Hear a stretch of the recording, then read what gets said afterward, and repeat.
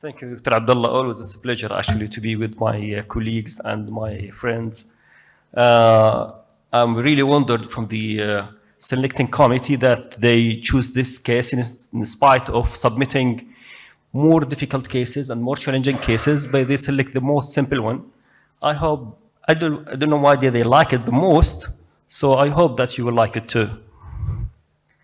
This is one of the challenging cases that we face. All of us, I think, we face this. When you have an ectatic vessel or you have a vessel with an aneurysm and present to you with acute coronary syndrome.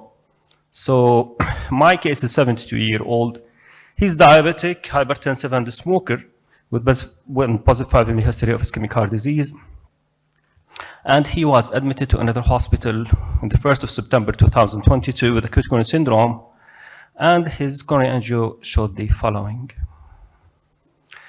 This is not unusual for each of you. You have seen similar case, and even today we saw a similar case with the no reflow session, where you can see that there is a big thrombus hanging between the normal segment and an aneurysmal segment.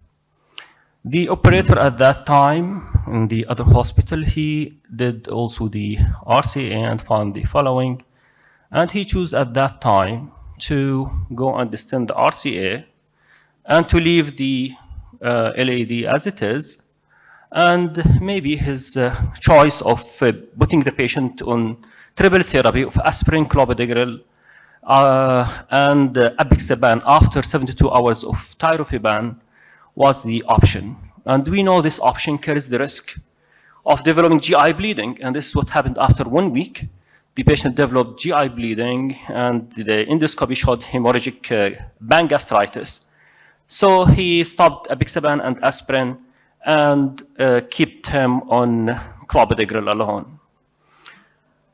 And on the 28th of December 2022, he presented to the ER in my hospital and the complaining of severe chest pain with acute coronary syndrome, then the depression, and to cut it short, and this is the picture, the first shot I took in the cath lab, and it showed the subtotal occlusion at the edge of the aneurysm in the LAD, and the stent which was implanted there, it is patent, as you can see here.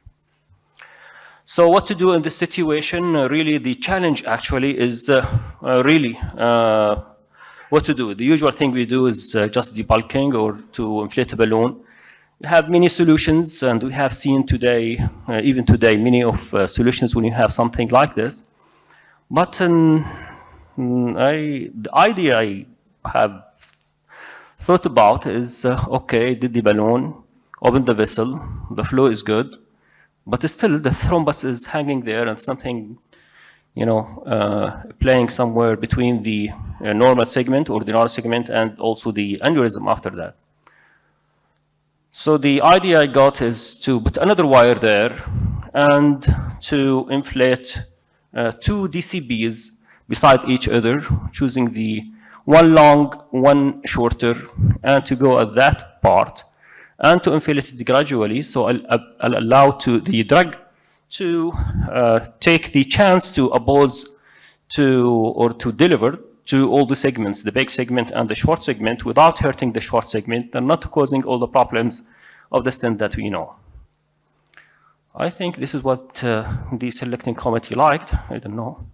So the two balloons here, and this is the result after doing it. And this is without wires.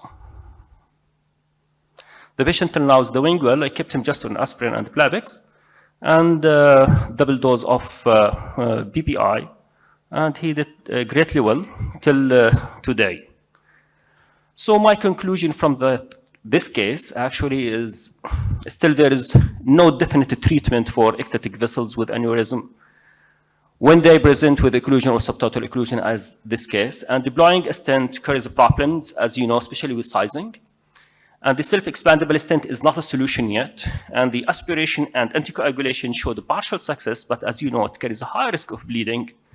So maybe drug-coated balloon is the solution. And using two parallel DCBs at the same time may give you the chance to deliver the drug to, or to treat the segments, the small one and the big one. Thank you very much. Excellent. Thank you very much. So